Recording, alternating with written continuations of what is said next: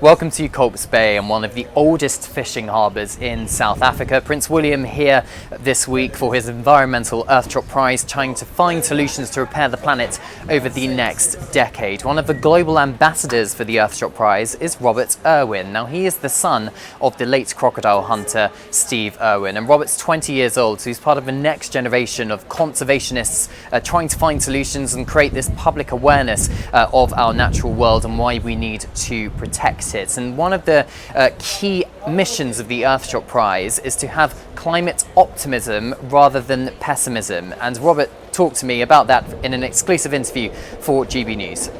So Robert, thank you so much for joining us here on GB News in this beautiful Colb Bay in South Africa. Just explain to me what you've been doing here this morning. This is an incredible place, Colb Bay. I mean, what a gorgeous backdrop. I've spent the morning with the team at Abelobi, a really amazing organisation that are leading the charge in oceanic conservation here and looking at creating more sustainable fishing in this area, but doing so in a way that is actually benefiting the fishers and is benefiting people that, I mean, their entire livelihood is based on the aquatic animals that you find here. And so it's about really creating a very holistic approach. And when conservation benefits people and benefits communities, that is really amazing. And Abelobi is definitely leading the way there. And young people, one of their biggest issues is climate change, and what worries them is the threat to our natural world. And the Earthshot Prize, of course, has the power potentially to turn that pessimism into optimism. What do you think of that?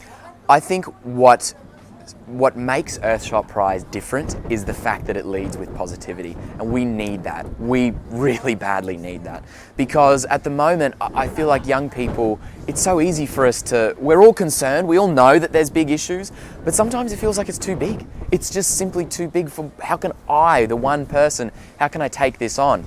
And when you hear the doom and the gloom and the big issues, it's easy to sort of bury your head in the sand. So Earthshot Prize says, yes, there's big issues facing the world, absolutely, but have a look at the people who are leading the charge, creating innovation and getting the work done. And it just fills you with such optimism and such hope. And you just look at it and instantly realise that if we make action now, there is absolutely hope for the future, no doubt. And how's it? That's all right.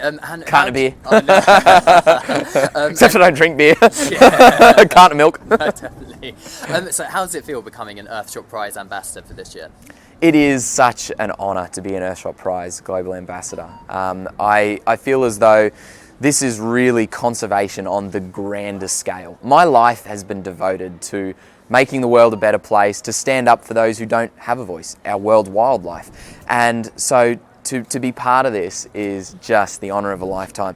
You know, look, I just love this where we're standing. Wow. Look at this seal. There's a little seal that's coming down here and is hijacking our interview. This is amazing. Welcome to South Africa. So we've got nature, right?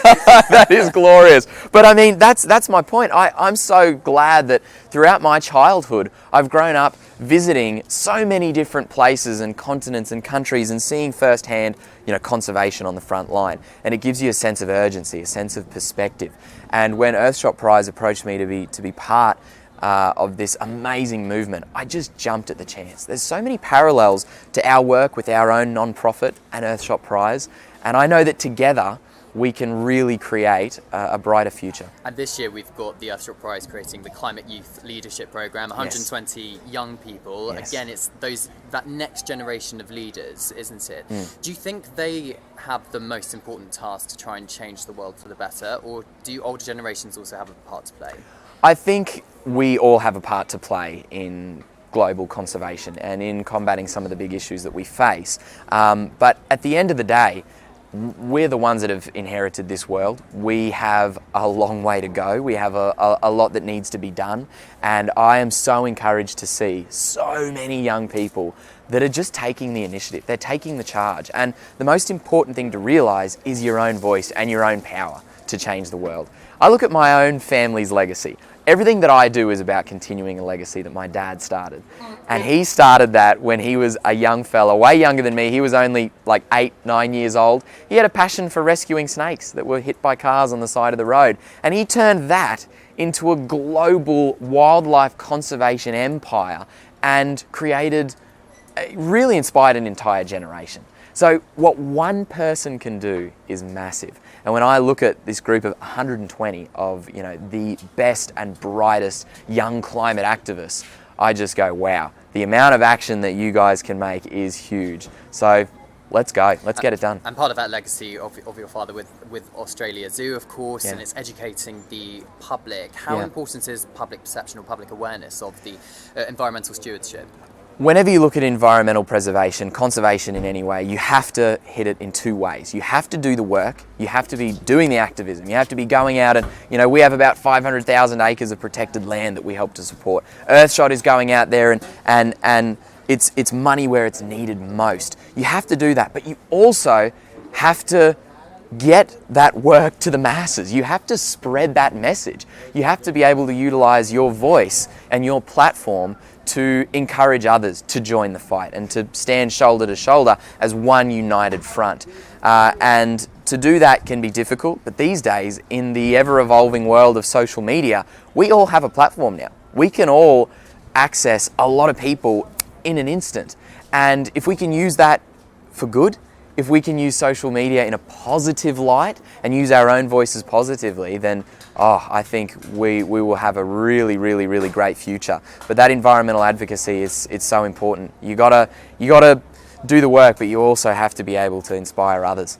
And both you and Prince William have a huge social media following, and and Prince William, of course, Earthshot is his baby. And how important is his convening power, his global fame in spreading this kind of message? I think when you think of the Earthshot Prize, instantly you think of Prince William. His devotion and his dedication to conservation is unparalleled. It is absolutely amazing. And it's so encouraging to see someone, of course, with a brilliant platform that's using that platform 100% to create positive change for our environment. As a wildlife conservationist, that just makes me so incredibly happy.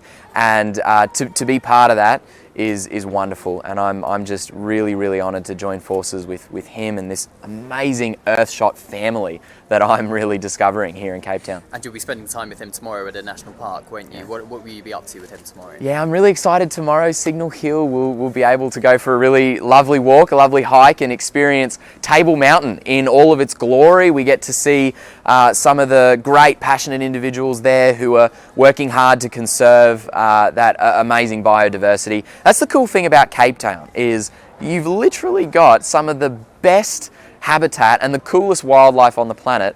I mean, right on your doorstep. It's all right here. You just take one look and you're just surrounded by the most gorgeous natural splendor. And so to share that with Prince William, it's just going to be an amazing day. I can't wait. Particularly with the seal who keeps I know, with this seal who keeps coming in, who keeps talking. He wants to be heard. He certainly does.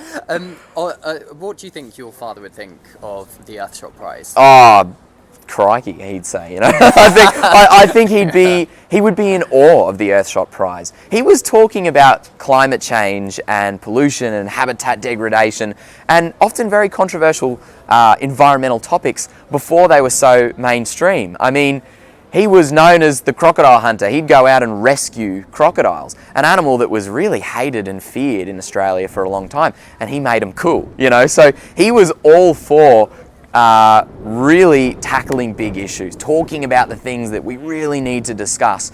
And, you know, Earthshot, on this brilliant global scale that it has, he would be very, very excited. I'm sure he'd be in Cape Town. He'd be out there wrangling all the cobras and just, oh man, you wouldn't stop him, 100%. But, you know, if I can continue his passion and his legacy, you know, he always said, I don't care if people remember me. I just care that they remember my message, and I will fight till the day I die to make sure that his message lives on forever. Absolutely, and Earthshot, a 10-year plan, Yes. 10-year thing.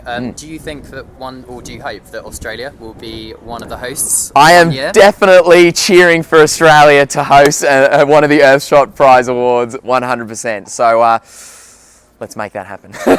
Let's do it. William, if you're watching this, make it happen, please. We got to do it. Robert, thank you so much for speaking to me. Thank Really you. appreciate A it. real pleasure. Cheers. Thanks, heaps.